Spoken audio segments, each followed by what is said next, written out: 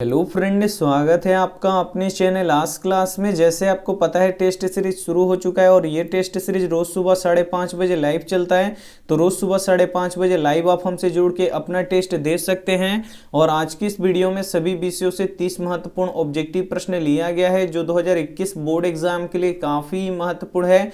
तो एक भी प्रश्न आप स्किप मत कीजिएगा, वीडियो को प्लीज आप लोग शुरू से लेकर अंत तक देखिएगा और लास्ट में आप हमें कॉमेंट करके बताइएगा कि आप 30 प्रश्नों में से कितना सही किए हैं। चैनल को सब्सक्राइब नहीं किए हैं तो चैनल को सब्सक्राइब कर लीजिएगा, साथ में बेल आइकन को ऑल पे दबा लीजिएगा ताकि जब भी क्लास हो तो आपके पास नोटिफिकेशन पहुंचता रहे।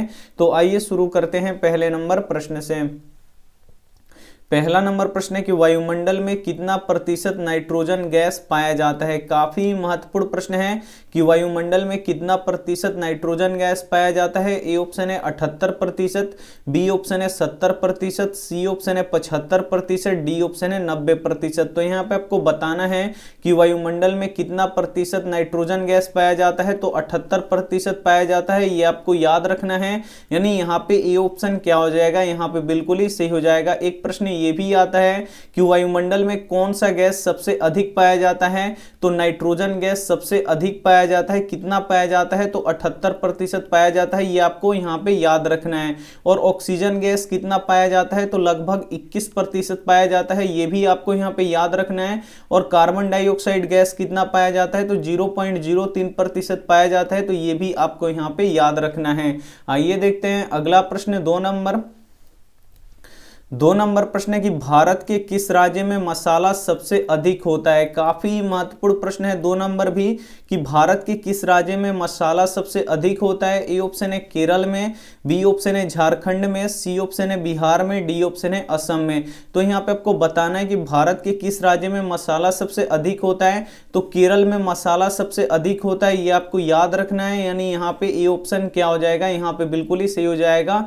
एक प्रश्न ये भी आता है कि नारियल सबसे अधिक कहां होता है, तो केरल में ही होता है। और यहां पे देखिए रबड़ की खेती कहां पे होती है, तो केरल में ही होता है, तो ये भी आपको यहां पे याद रखना है। और झारखंड में सबसे अधिक कोयला होता है, तो ये भी आपको यहां पे याद रखना है। और बिहार में सबसे अधिक कृषि होता है, तो ये भी आपको यहां पे याद रखना है। और असम में जो खनिज तेल का भंडारण है वो असम में सबसे अधिक है, तो ये भी आपको साथ में याद रखना है। आइए देखते हैं अगला प्रश्न,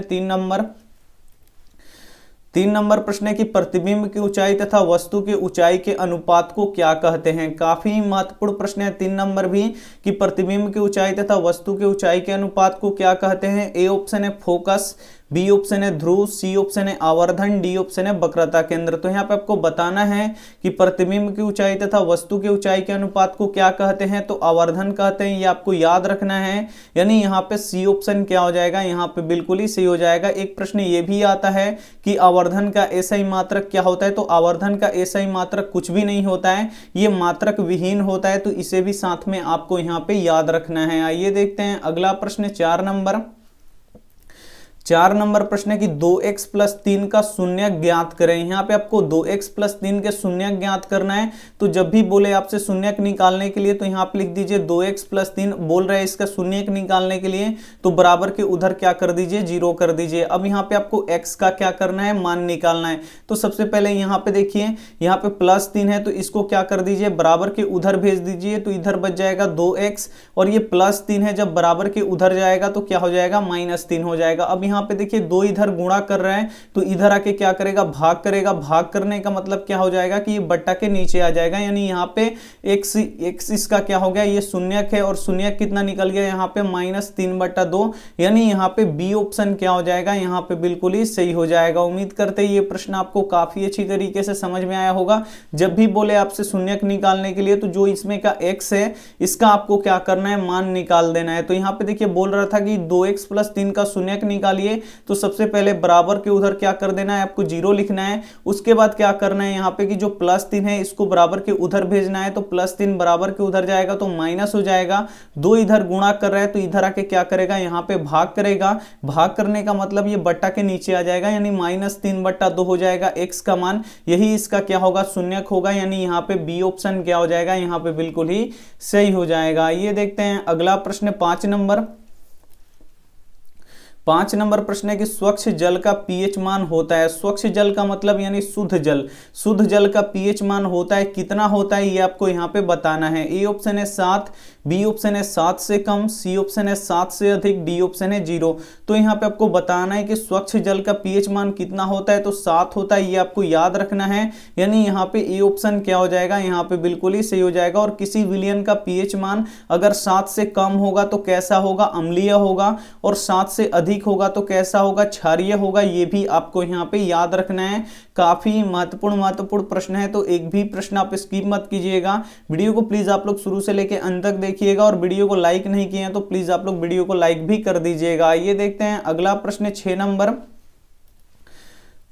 प्रश्न है कि राष्ट्रपिता के नाम से किसे जानते हैं। यहाँ पे आपको बताना है कि राष्ट्रपिता के नाम से किसे जानते हैं। ए ऑप्शन है रविंद्रनाथ टैगोर को, बी ऑप्शन है राजा राम मोहन राय को, सी ऑप्शन है महात्मा गांधी को, डी ऑप्शन है पंडित नेहरू को। तो यहाँ पे आपको बताना है कि राष्ट्रपिता के नाम से किसे जानते हैं, तो महात्मा गांधी जी को जानते हैं, ये आपको याद रखना है। यानी यहाँ पे सी ऑप्शन क्या हो जाएगा, यहाँ पे बिल्कुल ही सही हो जाएगा। और महात्मा गांधी जी को ये महात्मा की उपाधि किसने दिया था, तो रविंद्रनाथ टैगोर जी ने दिया था। तो ये भी आपको यहाँ पे याद रखना है। आइए देखते हैं अगला प्रश्न 7 नंबर प्रश्न गणित का है। यहाँ पे देखिए यदि समीकरण 8x + 4y = 56 में y = 10 हो तो x का मान ज्ञात करें। यहाँ पे एक समीकरण दिया है 8x + 4y = 56, और इसमें देखिए y का मान कितना दे दिया है, 10 दे दिया है। तो बोल रहा है यहाँ से x का मान निकालिए। तो आपको क्या करना है कि y की जगह पे कितना रख देना है, 10 रख देना है, तो x का मान यहाँ से निकल जाएगा। तो यहाँ पे देखिए 8x + 4 और गुणे y की जगह पे हम कितना रख देंगे, 10 रख देंगे, क्योंकि y का मान कितना दिया है, 10 दिया है। तो यहाँ पे रख देंगे 10, और इधर क्या है 56, तो इधर लिख देंगे हम 56। उसके बाद क्या करना है, इन दोनों का गुणा करा देना है। तो यहाँ पे देखिए 8x + 4 में 10 से गुणा होगा तो 40 हो जाएगा, बराबर उधर 56 है तो उधर 56 रहने दीजिए। अब यहाँ पे देखिए हमको x का मान निकालना है, तो सबसे पहले +40 को बराबर के उधर भेजना पड़ेगा। तो ये +40 बराबर के उधर जाएगा तो क्या हो जाएगा, -40 हो जाएगा। यानी इधर बच जाएगा केवल 8x बराबर पहले से 56 है तो पहले से 56। अब यहाँ पे देखिए जो +40 है ये बराबर के इधर जाएगा तो क्या हो जाएगा, -40 हो जाएगा। अब आपको क्या करना है, घटा लेना है 56 में से 40। तो यहाँ पे देखिए 8x बराबर 56 में से जब 40 घटेगा तो कितना हो जाएगा, 16 हो जाएगा। इधर देखिए 8 गुणा कर रहा है तो इधर आके भाग करेगा, भाग करने का मतलब क्या हुआ कि ये बट्टा के नीचे आ जाएगा। यानी अब इसे कटा दीजिए, कट रहा है तो यानी कट रहा है ये 8 दूनी कितना हो जाएगा, 16। यानी x का मान कितना निकल गया, 2। यहाँ पे बोल रहा था कि x का मान ज्ञात करें, तो x का मान कितना निकला, 2 निकला। यानी यहाँ पे ए ऑप्शन क्या हो जाएगा, यहाँ पे बिल्कुल ही सही हो जाएगा। काफी महत्वपूर्ण प्रश्न है, तो एक भी प्रश्न आप स्किप मत कीजिएगा। वीडियो को प्लीज आप लोग शुरू से लेकर अंत तक जरूर देखिएगा। आइए देखते हैं अगला प्रश्न 8 नंबर प्रश्न काफी महत्वपूर्ण है कि प्रकाश के अपवर्तन के दूसरे नियम को क्या कहते हैं। काफी महत्वपूर्ण प्रश्न है कि प्रकाश के अपवर्तन के दूसरे नियम को क्या कहते हैं। ए ऑप्शन है न्यूटन के नियम, बी ऑप्शन है स्नेल के नियम, सी ऑप्शन है परावर्तन के नियम, डी ऑप्शन है यहाँ पे मेंडल के नियम। तो यहाँ पे आपको बताना है कि प्रकाश के अपवर्तन के दूसरे नियम को क्या कहते हैं, तो स्नेल के नियम कहते हैं, ये आपको याद रखना है। यानी यहाँ पे बी ऑप्शन क्या हो जाएगा, यहाँ पे बिल्कुल ही सही हो जाएगा। और स्नेल का नियम क्या होता है, तो sin i बटा sin r होता है। तो इसे भी आपको यहाँ पे याद रखना है, काफी महत्वपूर्ण है। आइए देखते हैं अगला प्रश्न 9 नंबर प्रश्न है कि गांधी जी दक्षिण अफ्रीका क्या करने गए थे। काफी महत्वपूर्ण प्रश्न है 9 नंबर की। जो महात्मा गांधी जी थे वो दक्षिण अफ्रीका क्या करने के लिए गए थे। ए ऑप्शन है डॉक्टरी की पढ़ाई के लिए, बी ऑप्शन है वकालत की पढ़ाई के लिए, सी ऑप्शन है इंजीनियरिंग की पढ़ाई के लिए, डी ऑप्शन है इनमें से कोई नहीं। 9 नंबर प्रश्न में आपको बताना है कि गांधी जी दक्षिण अफ्रीका क्या करने के लिए गए थे, तो वकालत की पढ़ाई करने के लिए गए थे, ये आपको पता होना चाहिए। यानी यहाँ पे बी ऑप्शन क्या हो जाएगा, यहाँ पे बिल्कुल ही सही हो जाएगा। एक प्रश्न ये भी पूछता है कि महात्मा गांधी जी दक्षिण अफ्रीका से भारत कब आए थे, तो 1915 ईस्वी में आए थे। ये प्रश्न काफी बार बोर्ड परीक्षा में पूछा गया है, तो इसे भी आपको यहाँ पे याद रखना है। आइए देखते हैं अगला प्रश्न 10 10 नंबर प्रश्न है कि सबसे बड़ा जल संग्रह क्या होता है। यहाँ पे आपको बताना है कि सबसे बड़ा जल संग्रह क्या होता है। ए ऑप्शन है महासागर, बी ऑप्शन है नदी, सी ऑप्शन है पोखर, डी ऑप्शन है कुआं। तो यहाँ पे आपको बताना है कि सबसे बड़ा जल संग्रह यानी कहाँ पे सबसे अधिक जल होता है। तो जो महासागर होता है इसमें सबसे अधिक जल होता है, ये आपको पता होना चाहिए। यानी यहाँ पे ए ऑप्शन क्या हो जाएगा, यहाँ पे बिल्कुल ही सही हो जाएगा। और जो अपना पृथ्वी है उस पे 71% जल है, ये आपको पता होना चाहिए। इसीलिए जो पृथ्वी है इसे नीला ग्रह कहा जाता है और 29% क्या है, भूमि है। तो ये भी आपको यहाँ पे याद रखना है। आइए देखते हैं अगला प्रश्न 11 नंबर। 11 नंबर प्रश्न है कि किस खनिज में भारत सुसंपन्न है। यानी यहाँ पे बताना है कि किस खनिज में भारत सुसंपन्न है। ए ऑप्शन है तांबा, बी ऑप्शन है सोना, सी ऑप्शन है लोहा, डी ऑप्शन है चांदी। तो यहाँ पे आपको बताना है कि किस खनिज में भारत सुसंपन्न है। तो लोहा खनिज में भारत क्या है, सुसंपन्न है। यानी यहाँ पे लोहा अधिक होता है। यानी यहाँ पे सी ऑप्शन क्या हो जाएगा, यहाँ पे बिल्कुल ही सही हो जाएगा। एक प्रश्न ये भी पूछता है कि लोहा सबसे अधिक कहाँ, किस राज्य में होता है। तो ये होता है कर्नाटक में। तो ये भी आपको यहाँ पे याद रखना है। आइए देखते हैं अगला प्रश्न यहाँ पे 12 नंबर। 12 नंबर प्रश्न है कि क्षेत्रफल की दृष्टि से भारत विश्व का कौन सा बड़ा देश है। काफी महत्वपूर्ण प्रश्न है 12 नंबर कि क्षेत्रफल की दृष्टि से भारत विश्व का कौन सा बड़ा देश है। तो कौन सा बड़ा देश है। ए ऑप्शन है 6वां, बी ऑप्शन है 7वां, सी ऑप्शन है 5वां, डी ऑप्शन है 8वां। तो यहाँ पे आपको बताना है कि क्षेत्रफल की दृष्टि से भारत विश्व का कौन सा बड़ा देश है। तो 7वां बड़ा देश है, ये आपको याद रखना है। और सबसे बड़ा देश कौन है, तो रूस है, ये आपको यहाँ पे याद रखना है। सबसे बड़ा देश कौन सा है, रूस है। और भारत का कौन सा स्थान आता है, तो 7वां आता है। तो ये भी आपको साथ में याद रखना है। और दूसरे नंबर पे कौन आता है, तो चीन आता है। तो ये भी आपको यहाँ पे याद रखना है। आइए देखते हैं अगला प्रश्न 13 नंबर। 13 नंबर प्रश्न है कि रासायनिक अभिक्रिया के फलस्वरूप जो पदार्थ बनता है उसे क्या कहते हैं। ए ऑप्शन है अभिकारक, बी ऑप्शन है गैंग, सी ऑप्शन है अशुद्धि, डी ऑप्शन है प्रतिफल। तो यहाँ पे आपको बताना है कि रासायनिक अभिक्रिया के फलस्वरूप जो पदार्थ बनता है उसे क्या कहते हैं। तो उसे प्रतिफल कहते हैं, ये आपको याद रखना है। यानी यहाँ पे डी ऑप्शन क्या हो जाएगा, यहाँ पे बिल्कुल ही सही हो जाएगा। और रासायनिक अभिक्रिया में भाग लेने वाले पदार्थों को क्या कहते हैं, तो अभिकारक कहते हैं। तो इसे भी आपको याद रखना है। ये भी प्रश्न बोर्ड परीक्षा में पूछा गया है। और जो अयस्क में अशुद्धि होता है उसे क्या कहते हैं, तो उसे गैंग कहते हैं। तो उसे भी आपको यहाँ पे याद रखना है। काफी महत्वपूर्ण प्रश्न है। तो एक भी प्रश्न आप स्किप मत कीजिएगा। वीडियो को प्लीज आप लोग शुरू से लेकर अंत तक जरूर देखिएगा। आइए देखते हैं अगला प्रश्न 14 नंबर।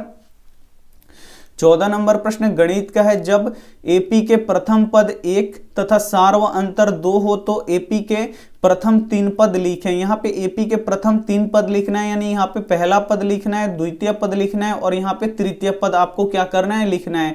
यहाँ पे देखिए एपी का प्रथम पद 1 दिया है। प्रथम पद को किससे सूचित करते हैं, ए से। यानी ए का मान यहाँ पे 1 दिया है। और सार्वंतर कितना दिया है, 2 दिया है।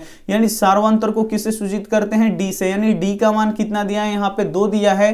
तो बोल रहा है कि एपी का 3 पद लिखे। तो एपी के 3 पद कौन कौन होंगे, वो भी प्रथम 3 पद आपको लिखना है। यानी शुरू से, यानी पहला पद होगा, उसके बाद द्वितीय पद होगा, उसके बाद यहाँ पे क्या होगा, तृतीय पद होगा। तो पहले पद का यहाँ पे फॉर्मूला क्या होता है, ए होता है।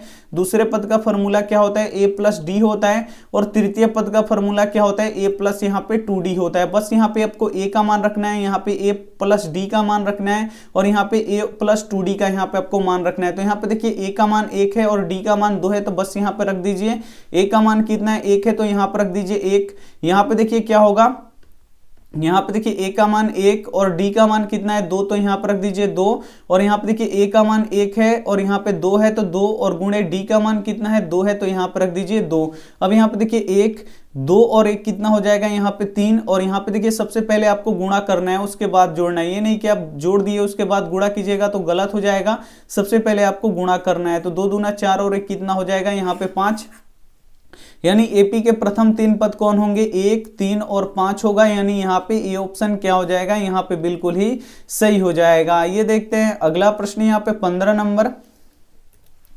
15 नंबर प्रश्न है, निम्न में से किसका उपयोग फल पकाने में किया जाता है। काफी महत्वपूर्ण प्रश्न है कि किसका उपयोग हम फल पकाने में करते हैं। ए ऑप्शन है ऑक्सीन, बी ऑप्शन है एथिलीन, सी ऑप्शन है साइटोकाइनिन, डी ऑप्शन है जिब्रेलिन। तो यहाँ पे आपको बताना है कि किसका उपयोग फल पकाने में किया जाता है। तो एथिलीन का किया जाता है, ये आपको याद रखना है, यानी यहाँ पे बी ऑप्शन क्या हो जाएगा, यहाँ पे बिल्कुल ही सही हो जाएगा। काफी महत्वपूर्ण प्रश्न है, तो एक भी प्रश्न आप स्किप मत कीजिएगा। वीडियो को प्लीज आप लोग शुरू से लेकर अंत तक जरूर देखिएगा, और वीडियो को लाइक नहीं किए हैं तो प्लीज आप लोग वीडियो को लाइक भी कर दीजिएगा। ये देखते हैं अगला प्रश्न 16 नंबर प्रश्न है कि जिस अभिक्रिया में ऊर्जा का अवशोषण होता है उस अभिक्रिया को क्या कहते हैं। काफी महत्वपूर्ण प्रश्न है कि जिस अभिक्रिया में अगर ऊर्जा का अवशोषण हो रहा हो तो उस अभिक्रिया को क्या कहते हैं। ए ऑप्शन है संयोजन अभिक्रिया, बी ऑप्शन है वियोजन अभिक्रिया, सी ऑप्शन है ऊष्माक्षेपी अभिक्रिया, डी ऑप्शन है ऊष्माशोषी अभिक्रिया। तो जिस अभिक्रिया में ऊर्जा का अवशोषण हो रहा हो उसे हम लोग क्या कहते हैं, तो ऊष्माशोषी कहते हैं। ये आपको याद रखना है, यानी यहाँ पे डी ऑप्शन क्या हो जाएगा, यहाँ पे बिल्कुल ही सही हो जाएगा। और जिस अभिक्रिया में ऊर्जा का उत्सर्जन हो रहा हो उसे हम क्या कहते हैं, तो ऊष्माक्षेपी कहते हैं। तो ये भी आपको यहाँ पे याद रखना है। आइए देखते हैं अगला प्रश्न 17 नंबर प्रश्न है कि प्रतिरोध का एसआई मात्रक क्या होता है। यहाँ पे आपको बताना है कि प्रतिरोध का एसआई मात्रक क्या होता है। ए ऑप्शन है ओम मीटर, बी ऑप्शन है ओम, सी ऑप्शन है कूलॉम्ब, डी ऑप्शन है जूल। तो यहाँ पे आपको बताना है कि प्रतिरोध का एसआई मात्रक क्या होता है। तो प्रतिरोध का एसआई मात्रक ओम होता है, इसे आपको याद रखना है। ये भी प्रश्न बोर्ड परीक्षा में काफी बार पूछा गया है। और एक प्रश्न ये भी आता है कि प्रतिरोधकता का एसआई मात्रक क्या होता है। बस इसमें इतना ही का फर्क होता है कि यहाँ पे दिया रहता है प्रतिरोध और दूसरा क्या होता है प्रतिरोधकता। तो प्रतिरोधकता का एसआई मात्रक क्या होता है, ओम मीटर होता है। तो इसे आपको यहाँ पे याद रखना है, ओम मीटर ऐसे लिखा जाता है। ऐसे भी यहाँ पे प्रश्न में दिए रहते हैं। तो प्रतिरोधकता का एसआई मात्रक क्या होता है, ओम मीटर होता है। प्रतिरोध का एसआई मात्रक क्या होता है, प्रतिरोध का एसआई मात्रक ओम होता है। और यहाँ पे देखिए आवेश का एसआई मात्रक क्या होता है, कूलॉम्ब होता है। और कार्य का एसआई मात्रक क्या होता है, जूल होता है। तो इसे भी साथ में आपको याद रखना है। आइए देखते हैं अगला प्रश्न 18 नंबर प्रश्न है कि जनसंख्या का घनत्व सबसे अधिक कहां होती है। यहाँ पे आपको बताना है कि जनसंख्या घनत्व सबसे अधिक कहां होता है, यानी कम क्षेत्रफल में सबसे अधिक लोग कहां रहते हैं, ये आपको यहाँ पे बताना है। ए ऑप्शन है ग्राम यानी गांव में, बी ऑप्शन है कस्बा में, सी ऑप्शन है नगर में, डी ऑप्शन है महानगर में। तो यहाँ पे आपको बताना है कि जनसंख्या घनत्व सबसे अधिक कहां है होता है, तो ये महानगर में होता है। ये आपको याद रखना है, यानी यहाँ पे डी ऑप्शन क्या हो जाएगा, यहाँ पे बिल्कुल ही सही हो जाएगा। ये एक प्रश्न ये भी आता है कि बिहार के किस जिले की यहाँ पे देखिए घनत्व सबसे अधिक है। तो जो पटना है उसका घनत्व सबसे अधिक है। तो ये आपको यहाँ पे याद रखना है, जनसंख्या घनत्व पटना का सबसे अधिक है और प्रति व्यक्ति आय भी पटना का सबसे अधिक है। तो ये भी आपको साथ में याद रखना है। आइए देखते हैं अगला प्रश्न 19 नंबर प्रश्न है कि आर्थिक विकास का तीसरा क्षेत्र क्या है। ए ऑप्शन है कृषि क्षेत्र, बी ऑप्शन है विज्ञान क्षेत्र, सी ऑप्शन है शिक्षा क्षेत्र, डी ऑप्शन है सेवा क्षेत्र। तो यहाँ पे आपको बताना है कि आर्थिक विकास का तीसरा क्षेत्र क्या है। तो आर्थिक विकास का तीसरा क्षेत्र क्या होता है, तो सेवा क्षेत्र होता है। और जितने भी बैंक होते हैं वो किस क्षेत्र में आते हैं, सेवा क्षेत्र में ही आते हैं। तो ये आपको यहाँ पे याद रखना है। और कृषि क्षेत्र किस क्षेत्र में आता है, तो प्राथमिक क्षेत्र में आता है। तो ये भी यहाँ पे आपको याद रखना है। आइए देखते हैं अगला प्रश्न 20 नंबर प्रश्न है कि रक्त में आयरन की कमी से कौन सा रोग होता है, यानी रक्त में लोहा की कमी से कौन सा रोग होता है। ए ऑप्शन है टीबी, बी ऑप्शन है मधुमेह, सी ऑप्शन है एनीमिया, डी ऑप्शन है उच्च रक्तचाप। तो यहाँ पे आपको बताना है कि रक्त में आयरन की कमी से कौन सा रोग होता है, तो एनीमिया रोग होता है। तो ये आपको यहाँ पे याद रखना है। एक प्रश्न ये भी आता है कि रक्त जो होता है वो लाल किसके कारण से दिखाई देता है, तो हीमोग्लोबिन के कारण से दिखाई देता है। तो ये भी आपको यहाँ पे याद रखना है। और जब शरीर में यहाँ पे देखिए इंसुलिन की कमी हो जाए, इंसुलिन हार्मोन की जब शरीर में कमी हो जाए तो कौन सा रोग होता है, तो मधुमेह रोग होता है, जिसे हम लोग शुगर भी कहते हैं। तो इसे भी आपको यहाँ पे याद रखना है। आइए देखते हैं अगला प्रश्न 21 नंबर प्रश्न है कि भूकंप किस प्रकार की आपदा है। यहाँ पे आपको बताना है कि जो भूकंप आता है ये किस प्रकार की आपदा है। ए ऑप्शन है वायुमंडलीय, बी ऑप्शन है जलीय, सी ऑप्शन है प्राकृतिक, डी ऑप्शन है महामारी। तो यहाँ पे आपको बताना है कि भूकंप किस प्रकार की आपदा है, तो ये प्राकृतिक आपदा है, ये आपको याद रखना है। यानी यहाँ पे सी ऑप्शन क्या हो जाएगा, यहाँ पे बिल्कुल ही सही हो जाएगा। एक प्रश्न ये भी आता है कि भूकंप जो होता है उसको किससे मापते हैं, तो रिएक्टर स्केल से मापते हैं। तो ये भी आपको साथ में याद रखना है। आइए देखते हैं अगला प्रश्न 22 नंबर। 22 नंबर प्रश्न है कि धातुएं इलेक्ट्रॉन का क्या करती हैं। ए ऑप्शन है ग्रहण, बी ऑप्शन है त्याग, सी ऑप्शन है दोनों, डी ऑप्शन है इनमें से कोई नहीं। तो जो धातुएं होती हैं उनकी बाह्यतम कक्षा में 1, 2 या 3 इलेक्ट्रॉन होते हैं। तो ये क्या करते हैं, इसे त्याग करते हैं। क्या करते हैं, त्याग करते हैं। यानी यहाँ पे बी ऑप्शन क्या हो जाएगा, यहाँ पे बिल्कुल ही सही हो जाएगा।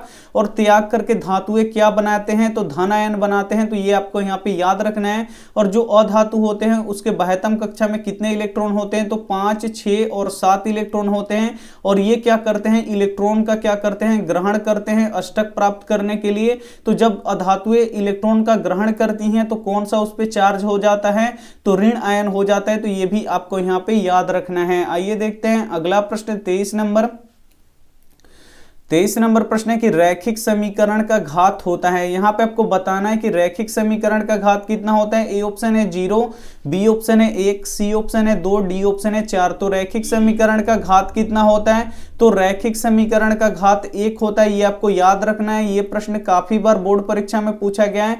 और यहाँ पे देखिए द्विघात समीकरण का घात कितना होता है, तो 2 होता है। और त्रिघात समीकरण का घात कितना होता है, तो 3 होता है। तो इसे भी आपको यहाँ पे याद रखना है। आइए देखते हैं अगला प्रश्न 24 नंबर। 24 नंबर प्रश्न है कि नाभिकीय विखंडन को नियंत्रित करने में प्रयुक्त होता है। ए ऑप्शन है लोहे का छड़का, बी ऑप्शन है स्टील के छड़का, सी ऑप्शन है कैडमियम के छड़का, डी ऑप्शन है एल्यूमिनियम का छड़का। तो यहाँ पे आपको बताना है कि नाभिकीय विखंडन को नियंत्रित करने में प्रयुक्त होता है। तो किसका प्रयुक्त होता है, तो कैडमियम के छड़ का प्रयुक्त होता है। यानी यहाँ पे सी ऑप्शन क्या हो जाएगा, यहाँ पे बिल्कुल ही सही हो जाएगा। नाभिकीय विखंडन क्या है, तो यहाँ पे देखिए एक नाभिक क्या होगा, टूटकर 2 या 2 से अधिक नाभिक का निर्माण करता है, उसे हम लोग नाभिकीय विखंडन करते हैं। और इसी चैन को यहाँ पे नियंत्रित करने के लिए किसका प्रयोग किया जाता है, तो कैडमियम के छड़ का प्रयोग किया जाता है।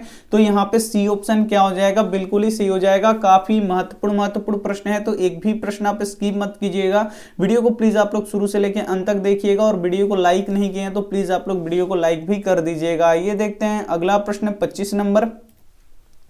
25 नंबर प्रश्न है कि आपतन कोण किसके बराबर होता है। यहाँ पे आपको बताना है कि जो आपतन कोण होता है वो किसके बराबर होता है। ए ऑप्शन है अपवर्तन कोण के, बी ऑप्शन है अभिलंब के, सी ऑप्शन है आपतित किरण के, डी ऑप्शन है इनमें से कोई नहीं। तो यहाँ पे देखिए आपतन कोण किसके बराबर होता है, तो अपवर्तन कोण के बराबर होता है, ये आपको याद रखना है। और परावर्तन कोण के भी बराबर होता है परावर्तन के नियम में। लेकिन इसमें जब यहाँ पे देखिए आपतन कोण दिया रहेगा तो परावर्तन कोण नहीं दिया रहेगा, और जब परावर्तन कोण दिया रहेगा तो यहाँ आपतन कोण नहीं दिया रहेगा। तो यहाँ पे देखिए आपतन कोण किसके बराबर होता है, तो अपवर्तन कोण के बराबर होता है। यानी यहाँ पे ए ऑप्शन क्या हो जाएगा, यहाँ पे बिल्कुल ही सही हो जाएगा। और प्रकाश के परावर्तन और अपवर्तन दोनों के कितने नियम है, तो 2 नियम है। तो ये भी आपको साथ में यहाँ पे याद रखना है। आइए देखते हैं अगला प्रश्न 26 नंबर।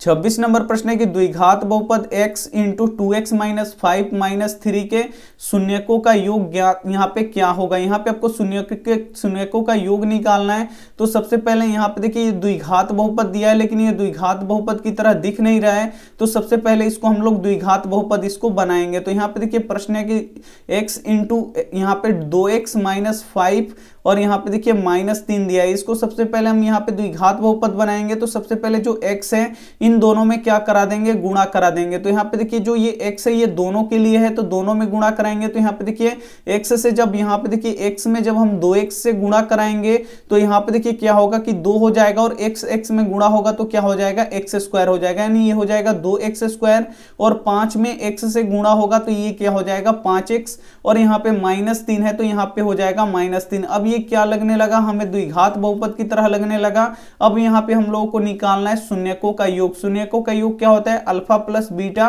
और इसका फॉर्मूला क्या होता है, तो ये होता है -b बट्टा क्या होता है a। अब यहाँ पे आपको b का मान रखना है, a का मान रखना है। तो यहाँ पे देखिए जो एक्स स्क्वायर में गुणा करते हैं वो ए होता है, जो केवल एक्स में गुणा करते हैं वो बी होता है, और जिसमें एक्स वाई कुछ भी नहीं होता है वो क्या होता है सी। यानी एक्स स्क्वायर में क्या गुणा कर रहा है 2 गुणा कर रहा है, यानी ए का मान यहाँ पे 2 है, और एक्स में जो गुणा करता है वो बी होता है, और बी का मान कितना है -5 है, और यहाँ पे देखिए सी का मान कितना है तो -3 है। तो बस यहाँ पे आपको क्या करना है रखना है, यहाँ पे देखिए पहले से माइनस है तो माइनस लगा दीजिए। उसके बाद यहाँ पे देखिए बी का भी मान क्या है माइनस में ही है, -5 है तो यहाँ पे लिख दीजिए -5, और ए का मान कितना है 2 है तो यहाँ पे लिख दीजिए 2। उसके बाद यहाँ पे देखिए माइनस में माइनस से गुणा होगा तो क्या हो जाएगा प्लस, और ये हो जाएगा यहाँ पे 5/2, यानी +5/2 कौन सा ऑप्शन है, यानी डी ऑप्शन है। यानी यहाँ पे डी ऑप्शन क्या हो जाएगा, बिल्कुल ही सही हो जाएगा। उम्मीद करते हैं ये भी प्रश्न आपको काफी अच्छी तरीके से समझ में आया होगा। आइए देखते हैं अगला प्रश्न 27 नंबर। 27 नंबर प्रश्न है कि वृत्त के क्षेत्रफल का सूत्र क्या होगा। इसमें से आपको बताना है कि वृत्त का क्षेत्रफल का सूत्र क्या होगा।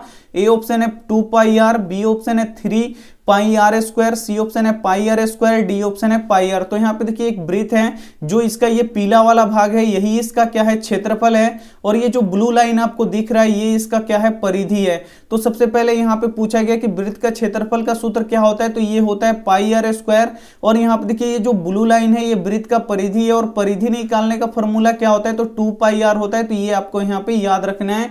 तो यहाँ पे देखिए वृत्त का क्षेत्रफल क्या होगा, यहाँ पे πr² होगा, और यहाँ पे देखिए वृत्त के परिधि निकालने का सूत्र क्या होगा तो 2πr होगा। तो ये भी आपको यहाँ पे याद रखना है। और r क्या होता है तो त्रिज्या होता है। तो यहाँ पे देखिए जो वृत्त की सबसे बड़ी भुजा होती है वो क्या होती है, यहाँ पे जीवा, जो वृत्त की सबसे बड़ी जीवा होती है वही क्या कहलाती है व्यास कहलाती है, और व्यास का आधा क्या होता है तो त्रिज्या होता है। तो ये भी आपको यहाँ पे याद रखना है। आइए देखते हैं अगला प्रश्न 28 नंबर।